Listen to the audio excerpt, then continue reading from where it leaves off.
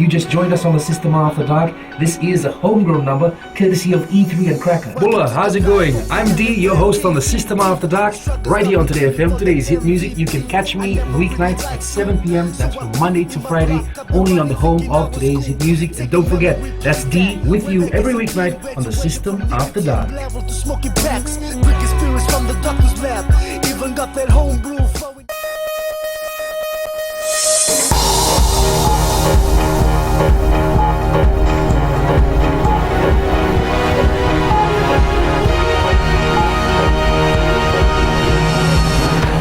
In this bulletin, concerns raised over supply and distribution in free milk program. First of 10 technical colleges opened in Nandi today. And TB remains a major threat with 385 cases recorded in 2014.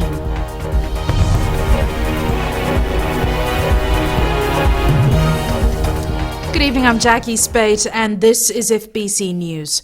Many responses have been received following the government's launching of the free milk program for Year 1 students throughout Fiji yesterday.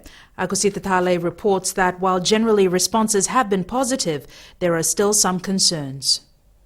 The Fiji Teachers Union have praised the government for sticking to their pre-election promise to supply free milk for all Year 1 students across the country.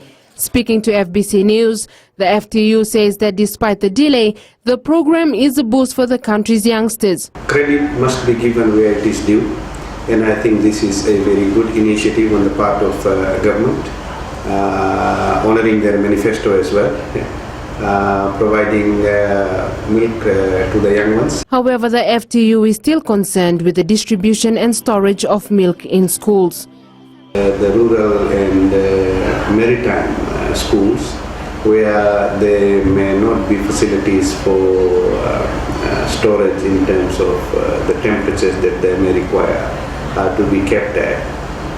Our country being a very warm country, we'll have to be careful about preserving it. The Fijian Teachers Association supports the government program. Their main concern is the preservation of milk and its supply to schools in outer districts. It's a geographical setup of Fiji. As you know, we have so many rural schools. Fiji is scattered so much. It's the sending of the milk, it's preservation. It's all the things that we have to think of. The Fiji Muslim League adds the program has come at the right time because it will improve children's health and their mental development. When contacted today, League President Hafizud Din Khan says they haven't received any response yet from their primary schools in regard to storing the milk supply. Well, I haven't had a feedback as yet, Akasita, but I believe yesterday was the first day of launch when this was done in Nakelo. But obviously, everything is being circulated and we will get a feedback today how our schools are faring. But in a statement this afternoon, the Arya Pratinidhi Sabha of Fiji says the program is a first in Fiji's post-independence history. The Sabha is conscious that many primary schools have attached kindergartens where younger students need similar attention. The initiative, laudable as it is somewhat discriminatory in a sense that the youngest stand by watching and waiting but are not included in the program. Meanwhile, the Education Ministry says they visited all education districts last month to brief them on how to store and document the milk supply. In some schools, in some areas where truck or carriers cannot reach the school, we have drop-off points. Then they are grouped in clusters at the schools. Then one is tasked to arrange for transport from the drop-off points of that cluster to each school. Prime Minister Vorenge Bainimarama had said the 250 milliliter packets have a shelf life of 6 months. Free milk for the youngsters will benefit the growth and nutrition of students. Akosita Talei, FBC News. Customs officers have intercepted processed tobacco in tea bags concealed inside a machine in Suva. The discovery was made at a container yard while customs officers were clearing the consignment today. Fiji Revenue and Customs Authority CEO Chitoko Tikolevu says officers also found air filters, smoke pipes, cartons of screws and power controllers. He says the items were wrapped in plastic and concealed inside the machine. Tikolevu says the interception reveals the level of smuggling of undeclared goods into the country. The container has been sealed for further investigations. The government today officially opened one of 10 government-run campuses of the Fiji Technical College in Nandi. Previously the Nandi College, it has now been converted to a fully functional technical institution. Chanel Sivan reports. This is one of the 3 secondary schools earmarked to become technical colleges and was officially opened today. It's now known as the Dr. Shaukat Ali Sahib campus. It's one of 10 campuses that we intend to have up and running across Fiji by the beginning of next year. 3 are already underway. There's one here in Nandi, another 2 in Suva and Lambasa. Or one each in Suva and Lambasa, and work is currently proceeding to establish the remaining 7 by identifying properties and developing new partnerships such as this one. The concept is to raise the skills of tradespeople and fill in an increasing demand for blue-collar jobs. Whether it is building, plumbing, electrical work, carpentry, hospitality, or all manner of disciplines that fall under the trades category. At campuses like this one, students can spend a year of study that results in a Level 2 award program certificate. In addition, we are also offering the public a series of short courses that will also improve the skill base of the Fijian workforce. Fiji previously lacked Level 2 technical certificate courses. Don't just tell your child they can one day become a doctor or a lawyer or an engineer. If they show an aptitude or interest in a trade, encourage them to take that path as well. Because as a nation, we need builders and carpenters as much as we need members of the traditional professions, especially as our economy expands at the current rate. Apart from this campus, there are 2 other centers under the Fiji Technical College banner, which includes Nambua Sanatan campus and the Lambasa Vanualevu area campus. Chanel Shivan, FBC News. Tuberculosis is still a major threat in Fiji. 385 TB cases were recorded last year. That's an increase of 167 cases over 2012. Shireen Lata has more. Patients at the Tumi Hospital in Suva and the Health Ministry staff gathered to mark World Tuberculosis Day this morning. Also present at the event was the Minister for Health, Choneo Samate, who says Fiji is still struggling to win the fight against TB. We hope to significantly reduce the burden of TB and mortality in Fiji. And this can only be possible by ensuring increased detection and high-quality, directly observed treatment. 53-year-old Sayasi Ratuwanga from Kandavu has been under treatment for TB since November last year. For him, it was quite difficult to stay away from home in Suva, but he is happy that he has recovered. Ratuwanga will be completing his 6-month treatment and returning to Kandavu next month. Another patient, Soldier Joshua Naivalarua, says he was unaware of his sickness for almost 3 years until his condition got worse. I had my X-ray taken down at the camp, and they saw my right side in the screen that it was blurred. So they couldn't figure out what's wrong here, and they told me to rest for 2 weeks. 3 days. After 3 days, my wife brought me up here at the TB clinic to be tested and also be X-rayed. Tuberculosis typically attacks the lungs but can also affect other parts of the body. It is spread through the air when people who have TB infection cough or sneeze. Tuberculosis can be fatal if left unattended.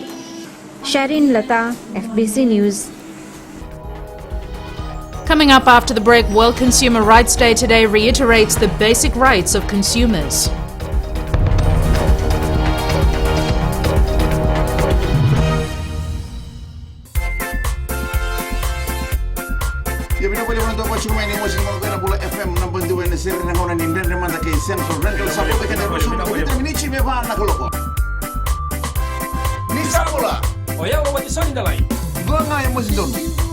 Nama kikirau mena tolu kena betu. Ena via kami, moliti kena korombuka. Gori ana lali ne kami. Bula FM number 2 ena seri.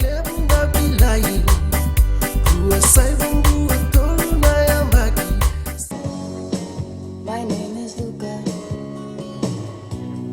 I live on the 2nd floor. Golda Family, the classic hits. I hope you're having fun so far. You're listening to The Ride, and I'm Kara, taking you through your afternoon. Stay with me to listen to more awesome classics right here on The Ride. Mulubinaka, for awesome sounds in the afternoon. Wonderful, wonderful classics. Join me on The Ride every weekday right here on Golda Family, the classic hits from 2 to 7. Just don't ask me what it was. I think it's 'cause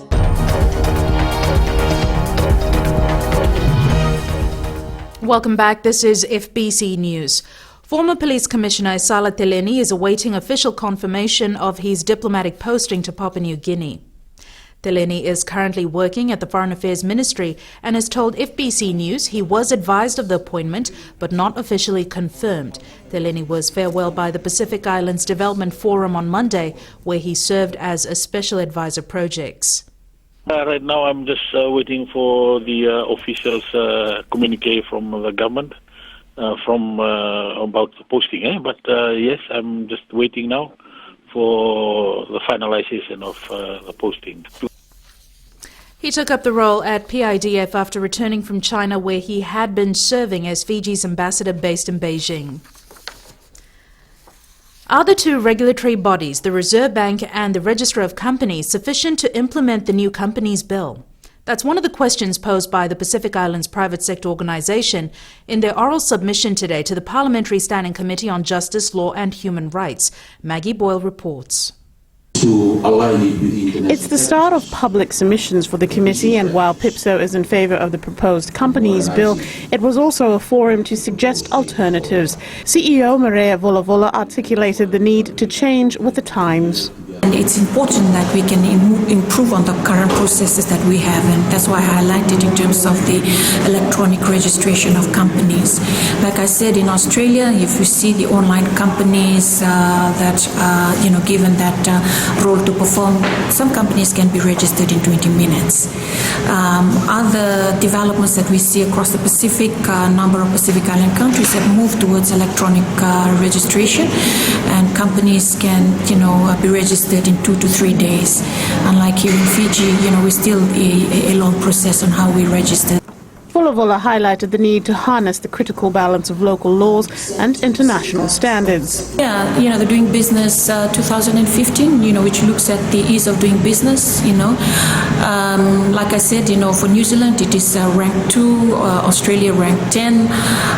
In the case of Fiji, we are ranked 81. That's the overall ranking. And when we look at the starting a business, in Australia, it's ranked 7, whereas Fiji, it is ranked 160. So that highlights that we still have a lot to improve on. While she commended aspects of the bill, such as the inclusion of director duties, she also raised her concern with the resources of the regulatory bodies. Now, to effectively implement this act, we have the proper implementation and proper monitoring.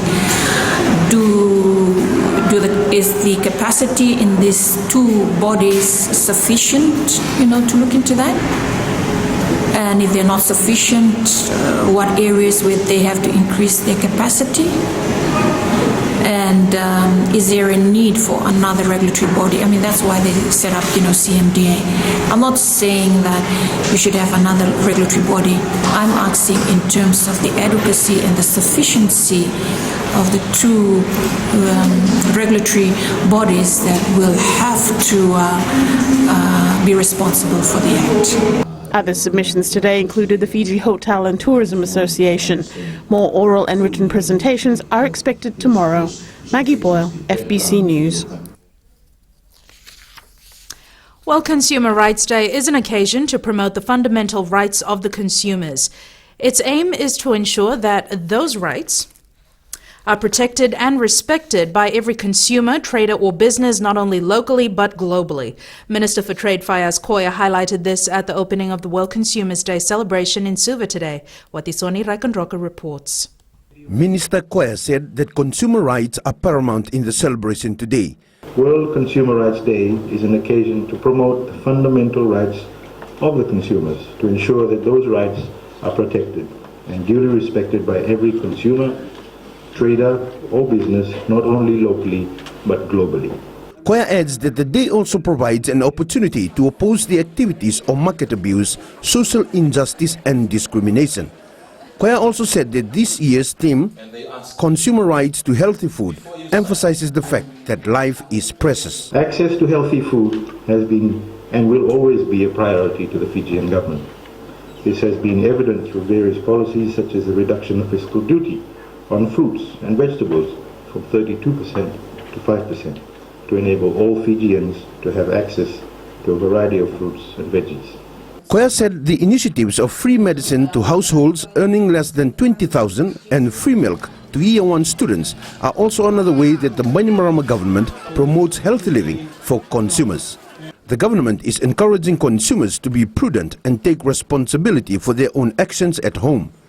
Businesses and retailers are also encouraged to act fairly and honestly in dealing with their customers, since it is only their collaboration and partnership that can ensure consumer rights are protected and promoted. What is Rikan Roka, FBC News. The centenary commemoration cycle of the First World War has begun with a lecture series titled World War I, Fiji and Ratusukuna. The event was held at the University of the South Pacific campus in Suva last night. Ellen Stahls tells us more. Organized by USP's Social Sciences and the French Embassy, the event is associated with the exhibition at the Fiji Museum in November last year. And this evening, in the next 2 days, we are simply continuing with that celebration. And I think it is a very important celebration, and your presence here tonight is evidence of your commitment and your belief that this is an event that is truly worth sacrificing some of our time to commemorate and remember. The President, Ratu Epeli Nalatikau, joined French Ambassador Michael Djokovic along with senior professors and scholars from around the region. Some topical themes of the seminar focused on the extent of the Pacific people's participation in the greatest war ever fought. Centenary commemoration, France wishes to pay tribute to the commitment and bravery of Ratusukuna and to the 100 Fijians who were engaged in the Fiji Labour Corps to participate in the war effort in France. It's our duty to keep the memory of the sacrifices of all these men for a better future. Speakers include renowned authors and scholars from New Caledonia, New Zealand, and Ratu Sir Lalusukuna's nephew, Ratu Choni Mandrai-Wiwi, who is due to speak on Wednesday night. Ellen Stahls, FBC News. Sports now, here's Jamie with the latest. Good night, Kajeki, and good evening in sports. After the break, Ben Ryan calls for continued support from Fiji Sevens fans, and World Rugby Pacific Challenge Tournament Coordinator hails this year's competition a success. This and more coming up.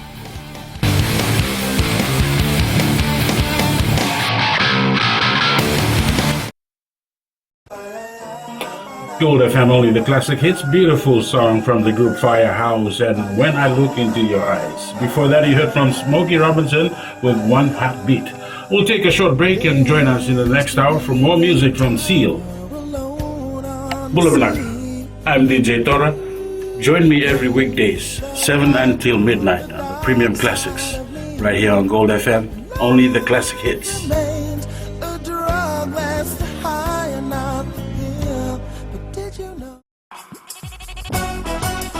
छू छू छू हे हे नमस्ते Fiji, आपके हर एक problem की दवा लेकर मैं आ गई हूँ 9 से 12 बजे तक आपकी सहेली Renu.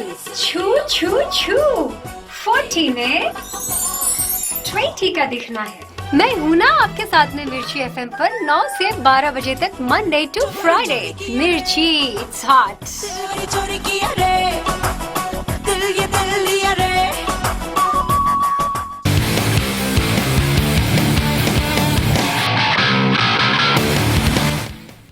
Vodafone Fiji Sevens coach Ben Ryan is urging all Fiji rugby fans to continue supporting the team, especially in Hong Kong this week. He adds the support they received in the past tournaments has been overwhelming, and it continues to motivate the players to do their best. We're all working hard. We're all doing everything we can. There's going to be 15 teams come home disappointed from Sokompo on Sunday night. We don't want to be one of them. And to do that, we've got to concentrate on each game, and we've got to concentrate on each minute of each game, and then each pass and each tackle, each conversation on the field. Fiji takes on Samoa in its opening pool match of the Hong Kong Sevens at 12:44 Saturday morning. The next match is against Belgium at 5:46 p.m. and the final pool game is against Canada at 9:48 p.m. And of course, you can catch these games and the entire tournament live on Fbctv. The Telecom Fiji Warriors went down 17-9 to the Argentina Panthers in the World Rugby Pacific Challenge final last night. It was a highly emotional affair even before kickoff, as a minute of silence was accorded to honor the recently deceased Warriors forward, Yosefo Tambalala. Talen Daudakadaka reports. The parents of the late Yosefo Tambalala were handed the number 1 jersey by Prime Minister Vorenge Bainimarama. Once the minute of silence was accorded, the Warriors looked sharp as they shot to a 6-0 lead through the boot of halfback Sirupepeli Vulerica. The Pampers hit back with a try, but Vulerica extended Fiji's lead to 9-7 at the breather. The boys really perform well. I'm very proud of the boys, how they prepare themselves. Despite what we went through this week, and they managed to take on the Argentina, and I'm very proud of them, how they develop as a player, how they experience the tournament, and we keep on improving as we go on. Handling errors and poor decisions in the second half proved to be the downfall for the home side. The hosts could not score any points as the Pampers ran in another try and kicked a penalty to take the title. It was a tough game from minute 0 to 80. I think Fiji played well, so I congrats Fiji and Rugby. It was very difficult for us, but we are very happy for this tournament. The win brought a close to what has been a spectacular 3 weeks of entertaining rugby at ANZ Stadium. We thank not only the FRU, we also thank Fiji Sports Council, Fbctv Council for their great and tremendous support of the tournament. In particular, the Fiji Sports Council for the great facilities, ANZ Stadium, fantastic facility, world class, and the training facilities provided to the teams have been fantastic. All the teams have been very happy. The Telecom Fiji Warriors will regroup in May for a tour to South America, where again they will meet up with the Pampers as well as Uruguay. Silent Kavak, FBC Sports. 900 medals in 15 sports will be up for grabs at this weekend's 14th Fiji Games to be held in Suva. The Fiji Games are one of the highlights of the national sporting calendar. The last was held in Suva in 2013. Most sporting federations will be using this year's games as a final trial for the upcoming Pacific Games to be held in Papua New Guinea. A lot of the games, the federation are using this game as a final trial for Pacific Games for Papua New Guinea later this year. The Fiji Games will run from this Friday up until Sunday. The Nandi Volleyball Association is aiming for a top finish at the upcoming Easter Volleyball Championships in Suva. Fielding a women's and men's team for the competition, Vice President Maurice Wallace says they have been working hard for the past few weeks and are ready to take on the challenge. The Westerners have been unleashing fresh talent for national teams over the past few years. Very thankful to the commitment and the dedication that the players have been showing. We have players not only from one particular part of Nandi, but from the whole district of Nandi, I can say, including the community of Nawaka and Sikituru. The 2015 Easter Volleyball Championships will be held from the 2nd to the 4th of next month. That is your sports for this evening. It's back to Jackie now.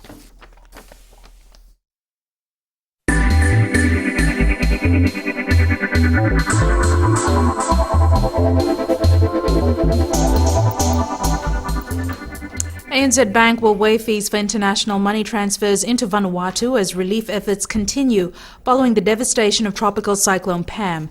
The waiver will apply to transfers made before April 30th by ANZ customers in 22 countries across Australasia, Asia and the Pacific. Last week, the bank announced a donation of 70,000 Australian dollars to the Vanuatu Red Cross Appeal Fund to support relief efforts.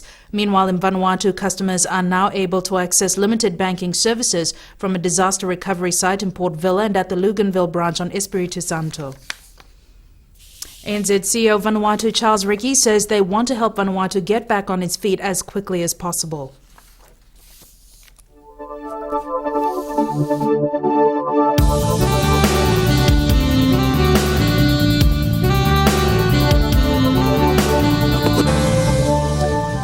Turning to the weather, today was fine across Fiji apart from scattered showers over most places. The fine weather saw temperatures ranging from a low of 30 in Savusavu to a high of 32 in Lautoka, Ba and Lambasa. Suva and Nandi were a warm 31 degrees. Tomorrow, another fine day like today, forecast with cloudy periods expected only in Suva and Savusavu. The further outlook calls for southwesterly winds 15 to 20 knots and up to 25 knots through the passages. Recapping our headlines, concerns raised over the supply and distribution of the free milk program for Year 1 students. Government officially opens the first of 10 technical colleges successfully converting secondary schools, and tuberculosis remains a major threat in Fiji, with 385 cases recorded in 2014, an increase of 167 cases from 2012. To our poll segment this week, we're asking, can Fiji win the Hong Kong Sevens with the current lineup? Visit our FBC website to take part. Remember, you can send us newsworthy pictures and videos on email citizenseyes@fbc.com.fj or share it with us via Facebook page FBC News. And if you're on Twitter, follow and tweet us your news tips at FBC_news or simply #FBC News. And that's our bulletin today. Join the team again at the same time tomorrow. Ni Modamanba.